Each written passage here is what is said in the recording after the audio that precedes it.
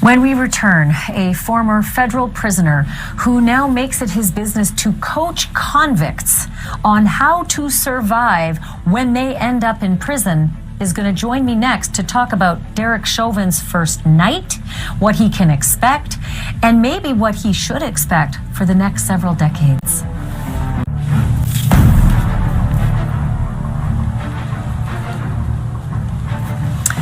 Welcome back to Banfield. Darek Chauvin returns to court in 8 weeks to learn his sentence, but what can he expect before then? Like, what about tonight? And what will the rest of his life be like, especially the upwards of, 12 to 20 years behind bars? There's one man who knows well what it will be like, Larry Levine. That's because he served time, 10 years in a federal correction facility for drug trafficking, obstruction of justice, and racketeering. And now he coaches people on what to expect when they report to prison as the founder and director of Wall Street Prison Consultants. Larry, thank you so much for being with me tonight. You were the first person I was thinking about as I wondered what Darek Chauvin's first night tonight will be like. Well, he was out on bond before he was found guilty, was he not? Yeah, it's interesting. They revoked that bond today and said he'll be remanded in custody. Okay, so he's pondering this in a cell tonight. He becomes a flight risk instantly. So they remanded him in the courtroom. And the feeling of going from a free person to being taken into custody, knowing that, hell, your life is up in the air for God knows how long. He probably will not sleep tonight. I would imagine he's not in the custody of the Department of Corrections because he hasn't been sentenced, which means he's sitting in the Hennepin County Jail. And that's an ordeal in itself. Any county jail to get processed in, it takes forever. Then he's probably had his first meal and he's sitting in protective custody. They cannot let this guy in general population, because there's a strange dynamic, and this will follow him through custody. You're going to have different groups of people. You're going to have the white supremacists that will think he's wonderful. He's the new Messiah. Then you're going to have the African Americans and the minorities that want to kill the guy. And then you're going to have the cops, the correctional officers. Some will like him, some, will sympathize, some will not. But throw the fact that he was a police officer on that kind of makes him like an outcast among the inmate population. So he's going to have a target on his back potentially forever, and he won't go in general population. They will PC him. Protective custody, it's kind of like what they do to child molesters, informants and such. I don't really know as to what level they will put him in there, and he has to be classified by the Department of Corrections in Minnesota. So maybe the process has started. They're probably doing a psych eval on him right now to determine whether or not he's a danger to himself. That was my next question. I know they do these pre-sentence reports where they evaluate all sorts of aspects of the inmate, his danger to himself, his danger to others, his level of offense. There's all sorts of things that give you that classification, which dictates how you're going to be housed. But then there's Darek Chauvin, and he is now infamous, and as you said, a police officer. What about that issue of, like, specifically tonight, a suicide watch? Because if you're facing what he knows he's going to be facing, upwards of maybe 40 years, and knowing that he's going to be in protective custody, that's got to be an overwhelming thing. Would they have him under suicide watch? Well, a lot of correctional facilities, let's say county jails, when people are considered to be a suicide risk, they're going to throw you the cliche, the padded room. They could have thrown him in a padded room, given him a paper mache jumpsuit so he can't hang himself.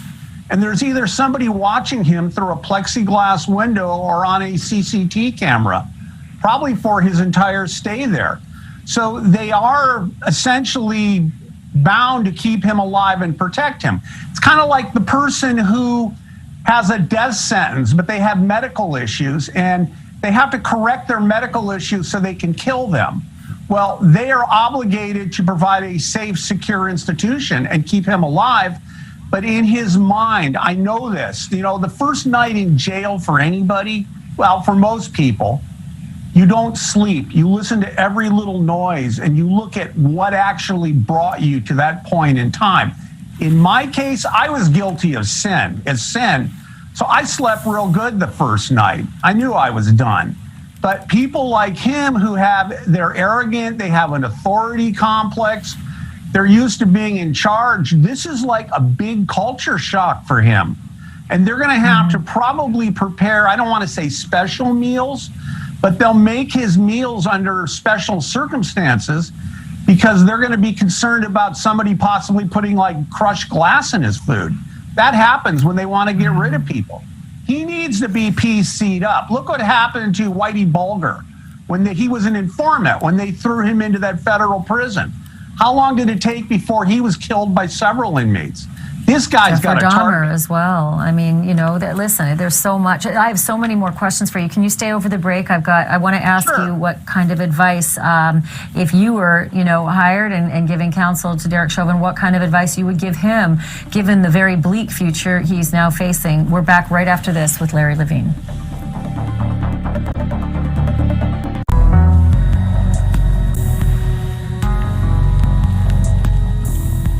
I'm back now live with Larry Levine, former federal inmate and director of Wall Street Prison Consultants. Larry, what would the advice be for Darek Chauvin, were he your client, about how to handle the incarceration he's about to face for the next several decades, potentially?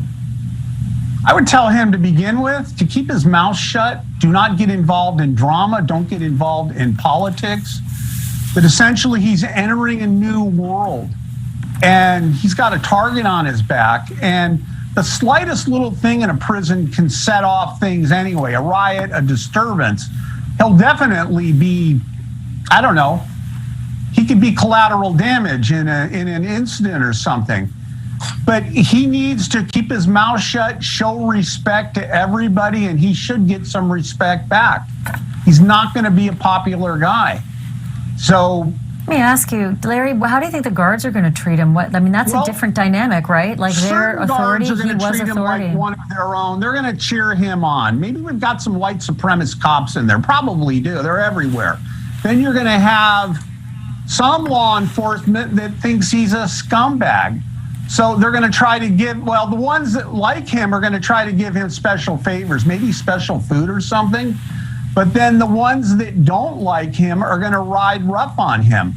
Maybe they'll treat him like crap, have him do janitorial work, whatever it is. So he's like riding that fine line. And then if the cops show him, let's say, favoritism, that looks bad with the other inmates because they're going to think he's an informant telling on people. So he really won't have a lot of friends or people to turn to. I kind of feel sorry for him. I think he's where he belongs. A lot of people are saying that it was a politically motivated decision to find him guilty. It's not like it's a subjective crime. The fact is, Floyd is dead. The fact is that Darek caused it. So he is guilty. The other officers, the other three, I don't know, contributory negligence. They had something to do with Floyd dying. But on the other hand, they weren't the aggressor and they didn't have their knee in his neck. Larry, I've got only, a few seconds left, but I do want to ask about those other three, because if they are found guilty as well, will they suffer to the same extent the stigma that Darek Chauvin has going in? And again, I only have a couple of seconds. No, not really to the same extent, but some people go into prison or jail, nobody knows who they are. They just blend into the inmate population. In this case, everybody is going to know, they know who Darek is.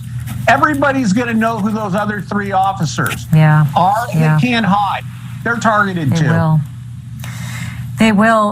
Larry Levine, I can't thank you enough for your time and for your wisdom on this. I think this is a fascinating story. Thank you, sir. It's good to see you again. Certainly.